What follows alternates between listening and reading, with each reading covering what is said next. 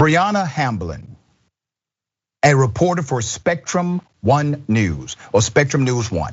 This is in New York, Rochester, New York.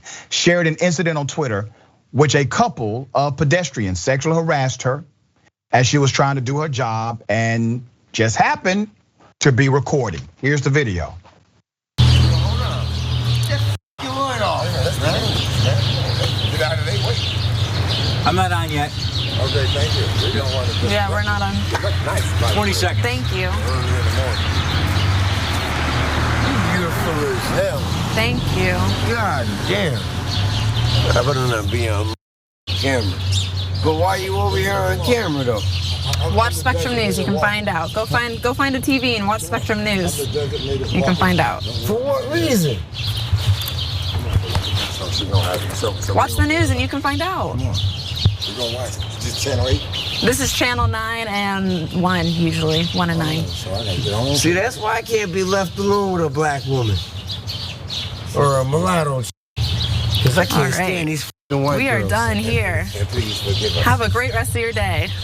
You are sexy as f***. I don't know how you get there. Sexy.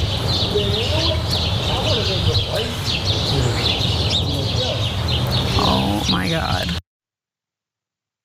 Naturally, it's one thing to compliment a woman. It's another thing to harass her. This was harassment. Now, Hamblin did not immediately respond to a request for comment, but on Twitter, the reporter said there were a lot of things wrong with this, being hit on and harassed as a woman, especially as a woman reporter out in the field, happens so often, you learn how to roll with it or ignore it. Hamblin said in a Twitter thread, this time it happened to be recorded only seconds before my hit. Ms. Hamblin had more to say on Twitter. Brianna Hamblin said, if you don't want to be on camera, simply avoid it or ask nicely to not be on camera. Don't walk towards it or make a scene. Who said this was about you? Oh, men these days just can't give compliments. No, the first man's you look nice as he continued to walk away is fine. It's the second man who took this to another disgusting level it didn't need to be. The audacity of the things men say to me never ceases to amaze me. What makes you think women want to be talked to that way? In no way is this endearing, it's uncomfortable, it's gross, and I agree. She has more to say. Being a black woman in this industry has its own headaches. But talking down on one group of women to praise another is never okay. It just shows you have a disgusting fetish based on stereotypes, which is just as racist. This is your expertise, really, Adrienne, and give us some context here. Yeah, so when it comes to sexual harassment, and this is exactly what I wrote on in Staying in the Game, because this is a form of workplace sexual harassment in terms of she was just trying to do her job, and yet she was subjected to essentially put downs and come-ons, those two basic types of sexual harassment. And the thing is it's not flattering. It's meant to be intimidating, to make you feel and play small, to make you a little uncomfortable. Those men knew exactly what they were doing, and the response that they were getting out of her, which was one of discomfort, which you could see on her face.